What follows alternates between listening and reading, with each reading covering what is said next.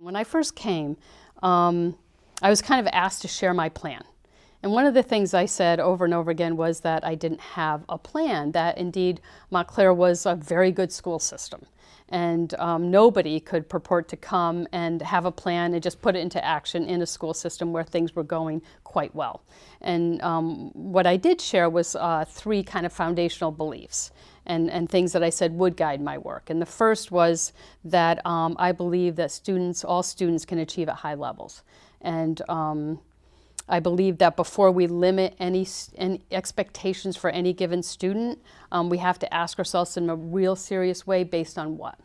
You know, what's telling us that this particular student can't achieve at particular levels? And I shared the IQ testing that, you know, in the 1920s, when the IQ test came about, the American society really embraced it, and we all had this understanding about the IQ test that said this. You take this test and it says this is your level of intelligence and pretty much kind of your limit. And lo and behold, 10, 15 years later, we learn, you can actually raise your IQ by working harder to learn things. And I think that idea is really important for our kids to have, to understand that if I'm struggling academically, I can become smarter by working at it. Just like I get better at hitting a baseball by working at hitting a baseball, just like I get better at playing guitar by practicing playing guitar, I can get better at math by practicing math. And that's not to say we all have natural talents, but the idea here is that one can build on what we have. And the way you do that is by working harder, so that we don't have that mindset. And it is a mindset that's really present in our society, that, you know, we're smart or we're not smart. Well, if you believe that, you don't tend to think, well, I'm going to work harder because you think I've got this limitation. So that's foundational for me. The second is kind of based in the same idea. I think every individual and system should continuously improve as just part of being on the planet as a person. And you know, there's just simply no system out there that's perfect. And so I believe in this idea of continuous improvement. And then finally, I believe that if you have a large enough system with enough people, and certainly our school system is in that category, you really have to have a plan to continuously improve. You can't do it by simply kind of having a vision for where you want to go and thinking that you're simply going to get there. I think that you need a plan to do that. And I would say that. I'd say that at my 110 entry meetings. And the reaction I got was actually very positive.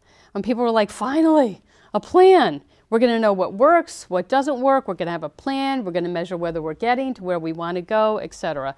So I felt, you know, pretty confident about the idea that the community would embrace a plan. You know, the next piece really was, okay, so how quickly can I develop that plan?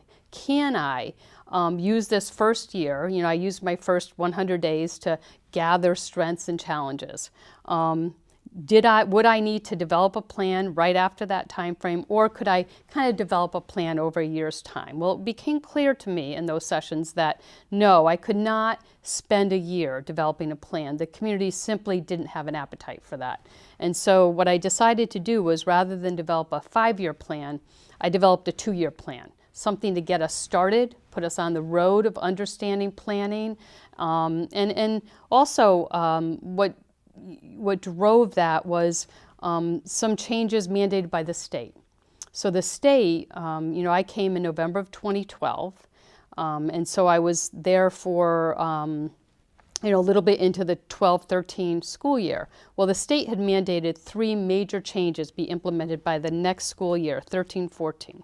And those included K-12 Common Core State Standard implementation, the new teacher evaluation system, and the new principal evaluation system. So with all that in mind, I thought it was important to combine that into a coherent plan that could guide our work, versus, again, kind of sometimes, you know, when the state mandates things and you just start to do them because they're mandated, you don't do them with the same sense of benefiting students and reaching that vision you have for students. Our board has a vision that I embrace for students, and that's that our students are, we cultivate in our students high academic achievement, they become curious and creative thinkers, and they're socially ready to be productive citizens and ready for college and careers of the 21st century. So when you have that vision and your plan is designed to take you to that vision, you want to make sure that that plan is one that the community believes in and feels a part of. And so rather than simply following state mandates, we embedded the state mandates into our plan for continuous improvement of our district to reach our vision for our students. And I think that that's a more powerful way to deal with something like that than, again, to simply say, okay, here are some mandates that we have to follow by the state.